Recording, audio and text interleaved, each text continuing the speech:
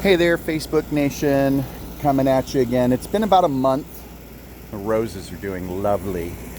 So I thought it would be a good time to update everybody on what all's been going on. We had a tornado. I planted a new tree. This is not a peach tree. This is a plum tree. So that'll be nice. And it's the variety of plum. I'm sorry, I don't remember the name right now. I'll try to remember to put that in a future video. But this is a plum tree that does not require another to fertilize it. It's self-fertilizing, so you get fruit out of this particular tree, whether you have another one of the same type or not. And of course, the peach trees are here. And as you can see, right down here, we actually even had some peaches survive the literal tornado. There were also some that hit the ground. There's one to the left of the tree there that's really small. So they all had fruit pre-tornado. Now, not so much, but the trees themselves seem to have survived it pretty well.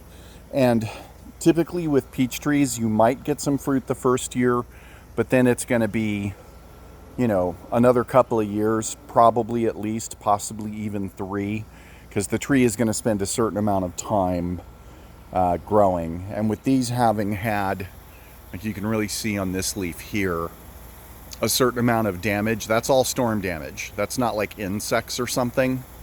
That is all from the effects of the tornado that we had. It was a few weeks ago at this point. And God, that sucked. It knocked our power out for literally a day and a half. I thought I was dying. It's extremely hot and nasty and annoying. It was just not cool in any way, shape, or form. Literally. Oh, hey. Oh, nope. Thought I saw fruit. It was a leaf. And then the third tree here, which seems to be, it's a tree. Enough said about those. The fence is not doing well. It's like really leaning in and the ropes are slack, so I'm going to have to repair that sooner than later. This is one of our shade beds, which we almost finished. Not quite, but as you can see, we've been keeping the weeds out, and this is all post-storm. So we had quite a bit survive and not necessarily be damaged. And I'm particularly happy that the cabbage seems to be doing well, because, some of us like that. What are you doing, Coco? This is my roommate Damien's dog, Coco. Well, okay, we'll look elsewhere. We're getting the pool back in shape. It's still green right now, which really kind of sucks. The Three Sisters bed, aka our sort of a Ruth Stout bed. Not exactly. I can go into the details of what makes a Ruth Stout bed a Ruth Stout bed. If anybody's really interested, let me know in the comments. I could totally do a video on that. I haven't done a video like that because that wheel has already been invented and reinvented in books and YouTube videos ad nauseum. But you know me, I'm happy to pontificate endlessly on any subject that people want me to talk about. So the idea of a Three Sisters bed, for those who don't know, is that you're going to take corn and beans and squash, because they're all complementary. This technique of crop production actually comes to us from our Native American forebearers. So thank you very much to all of those of my Native American friends who have educated me on the topic of all things Native. Native lives matter too, for those of you paying attention. And you can really see down there we're getting some nice flowers. And there's our first squash right there. So, yep, got that going on. And we got some mulch down finally. Oh darn, the giant pile of deck wood did not blow away in the storm. Tomatoes look like they're doing pretty good. We still need to mulch this bed, obviously. We've kind of been waiting because right there, those are flowers, because the flowers are complementary to the tomatoes, and we wanted to get them sprouting up. Also, I apologize about the orientation of this video. I totally forgot to turn the phone on its side before I started making this video, so if it's like straight up and down ugly on your television or whatever, or your computer monitor, my bad. I'll fix that on the next one. But yep, so more tomatoes here in this bed. You can see we already got mulched, and the onions over there are doing really good. The one good thing that happened from the storm was a whole bunch of trees came down. So I got all this wood.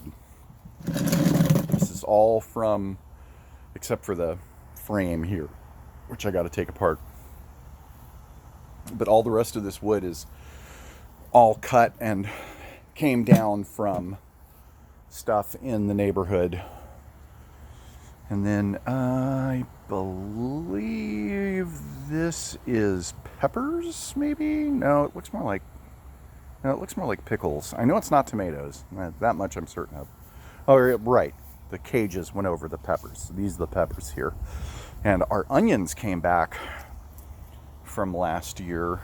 And as you can see, they are particularly healthy. And we're even getting this little flower bud on the top here. And once this starts flowering, it's going to be ready to harvest. Still have no idea what this is. Cindy thinks she remembers planting it, so I'm letting it grow because, you know, why not? The first 4 buckets of potatoes have really come along nicely. We finally reached that second stage where you put more soil and mulch on the top, except for this one because it hasn't really grown up well enough. What you need to do with these is, when they grow up out of the pot like this, anything that's like below the lip of the pot, you want to pinch those off, pinch that growth off, and then fill it up the rest of the way with dirt and mulch. The object here being, keep those potatoes under the dirt as much as possible, because if potatoes are exposed to sunlight, they turn green and they become poisonous. You don't ever want to eat a potato that's green. It's just bad juju. And this one we're letting grow up a little bit more before we move that one on to stage 3, and then these here are stage 1. We went out and we got some more buckets, and we had a planter that we felt was big enough left over. So these are brand new. We'll be harvesting these probably a month after the initial harvest of these. And then the strawberry plant is, I think it's mostly being eaten by birds. Because, you know, at first we thought it was the dogs eating the berries, but dogs can't get up here. The nice thing about strawberries, though, is they're very invasive. So we're letting the runners come over here into this pot, because what that's going to do is those runners will put down roots. And once they put down roots, we can sever their connection from the main plant, and then we can move that hanger to somewhere else to try and keep the birds from getting into it. And then, you know, once we've got some more decent runners coming off of this side, we can get another planter and just continuously propagate them. This is a good way to control your strawberry growth, because if you just plant strawberries, you know, in the ground and not in a raised bed or not in planters, and even with a raised bed, you got to be careful, because those runners can go right over the side of one of these in no time flat. But if you just plant it like in your yard, it will take over your yard. It will take time, but it will take over your yard. And then last but not least, we've got this mint. That's actually in a planter. It's not in the ground. But as you can see, it's really kind of starting to take over. Mint will do that too. If you want to grow mint, mint is really good for repelling insects, and I I like mint just like in things. Like I like mint tea, and I like the taste of mint in like lemonade or whatever. But you want to keep some form of barrier. Like we've got these stepping stones, old pool motor, long story.